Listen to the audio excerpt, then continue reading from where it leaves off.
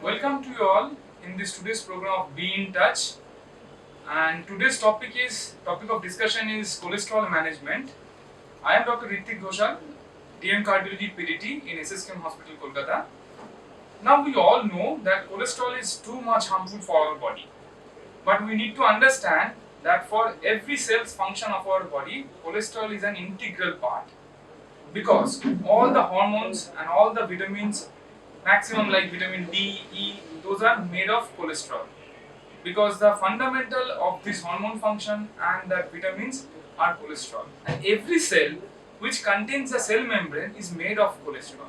So it's not at all harmful in a sense, but we need to understand whenever everything is too much, it gets harmful for us. Everything too much is harmful. Like that, cholesterol is also harmful when it is too much in our body. Now, there are different types of cholesterol we need to understand. Among them, the most important is LDL cholesterol, which is called low density lipoprotein cholesterol. Now, the cholesterol is a structure which is non-dissolved in blood. So, it is carried like a lipoprotein form. The base of which structure, the lipid part, is the inside and the protein part is outside. So the cholesterol is carried in the blood like lipoprotein form. And the lowest density lipoprotein is called LDL, which is harmful for our body. And the high density lipoprotein, that is called the good cholesterol. Now, whenever the LDL cholesterol is higher in our body, it gets deposited in our blood vessels. Our blood vessels has three layers. It is called, the inner layer is called intima, the medial layer is called media, and the outer layer is called adventitia. So the LDL cholesterol is deposited in the intimal layer, and whenever it is deposited, it occludes our blood vessels, and then we get the result of heart attack like angina, chest pain, and we also get the result of strokes. So we need to understand that these cholesterols are not cleared from our body. Now the function of LDL cholesterol, we need to understand that it takes cholesterol from our food sources and it gets the cholesterol deposited in other tissues of our body, like in our heart, in our organs, in our other systems. But the HDL cholesterol, which we call that good cholesterol, it removes that bad things from our storage places, and it gets it to our blood system and also in our liver. So we need to understand whenever the LDL cholesterol is high, it occludes our blood vessels and it can cause heart attack, stroke, and chest pain. And whenever the HDL cholesterol is high, it reduces the chance of these adverse events. Now we need to understand how to manage this hyperlipidemia state. We don't have any clear-cut idea if our cholesterol level is high or not. So how to check that? We have to do some blood test which is called lipid profile, through which we understand some values like triglyceride level is there, total cholesterol level is there, LDL and HDL level is there. Now the level, if the triglyceride level is more than 200, it's raised, and the cholesterol level is more than 200, it's raised.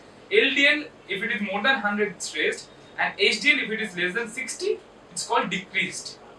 So if the results are on the higher sides, our doctors always tell you that you need to do some things to check these things in target levels, like lifestyle modification and some treatment options.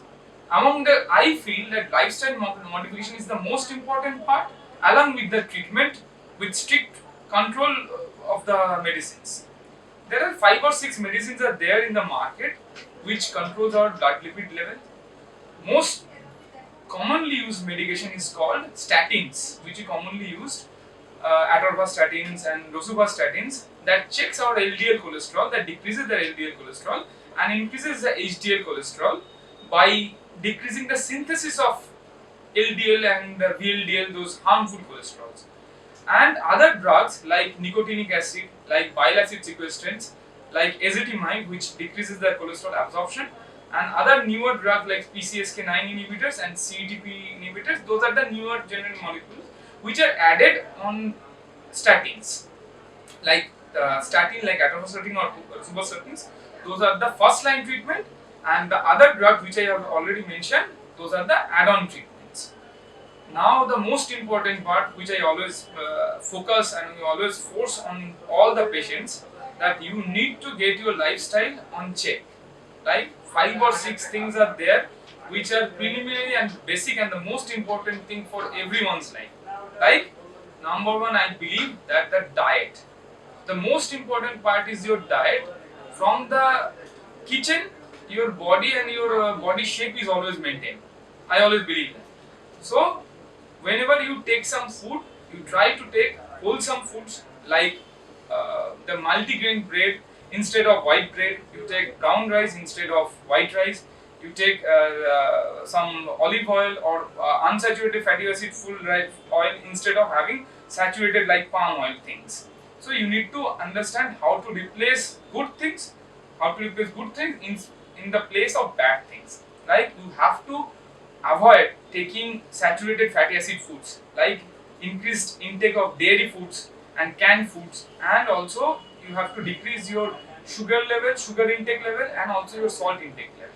So you have to replace your dairy beverages or dairy milk products or any cheese products or any yogurt thing with some lean meats or some lean food or some lentils or some other sources.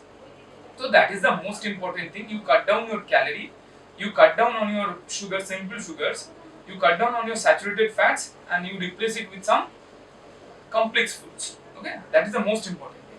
And the next thing is your exercise. I always believe that, and also the ADA, that American Diabetes Association, and also the ACC-AHA, those association has already mentioned that 150 minutes of moderate intensity exercise in a week, not in a gap of 2 days at a stretch, is very important. So if you have a healthy lifestyle with some brisk walk, with some cycling, with some jogging or swimming, whatever you can take with your own passion, if you can do it for 30 minutes a day, that makes your day a fruitful day. That I believe. With healthy food and also with healthy 30 minutes or 20 minutes of exercise, that will do the most important part of your life. And another thing is quitting some bad habits. Like you have to quit smoking, you have to quit alcohol, that everyone knows. But we always insist on our patients. We know that somebody are very reluctant about those things, but whenever your cholesterol goes high, you have to stop those habits. Like we all know that smoking and alcohol both raises LDL cholesterol and decreases HDL cholesterol, which increases our chance of heart attacks and strokes. And the next two or three things are there, like some stress management. Like nowadays everyone is busy with their own life, everyone has some kind of stress, but we need to practice some sort of yoga or some sort of mental relaxation things, which also helps to reduce the bad things in our life. Not only cholesterol, I believe the sugar, pressure and every other, that is the non-communicable disease which can be controlled on our own, that can be checked with some healthy habits like food, exercise, and also with some mental peace exercises. Okay. Now the next most important thing is having a good night's sleep. We all know that night sleep increases some good hormones and also decreases some bad hormones. So it also gets very important to have some 7 to 9 hours of sleep. We always don't get that amount of sleep every day, but try to get a habit that you always have 7 to 9 hours of sleep. That also helps to maintain our target level. So as a whole, I want to summarize that whenever your cholesterol level is high, you need to understand some clinical things which might point you towards some abnormal phenomena which might be coming. Like you are having a chest pain, or you are having a breathlessness while walking, or you are having a chronic headache, you are having a blurry vision, or you are having any kind of pain while walking. You have to understand that this might be some events of clogging arteries in everywhere. Not only the heart arteries, your brain arteries can clog and it can cause you stroke. Your heart arteries can clog, it can cause you heart attacks. And also your leg arteries, that can also be clogged and that can cause you some intermittent claudication, which I have mentioned that you can have pain while walking. So you have to understand those clinical symptoms. You have to rush to our clinicians, and they will prescribe you some tests like lipid profile, and also they will tell you that you have to manage some healthy lifestyle, and you also have to have some medications. Some minor medications are there which you can continue, and you can get your desirable results within some months, and that will help you to have a healthy and fruitful life. Thank you all.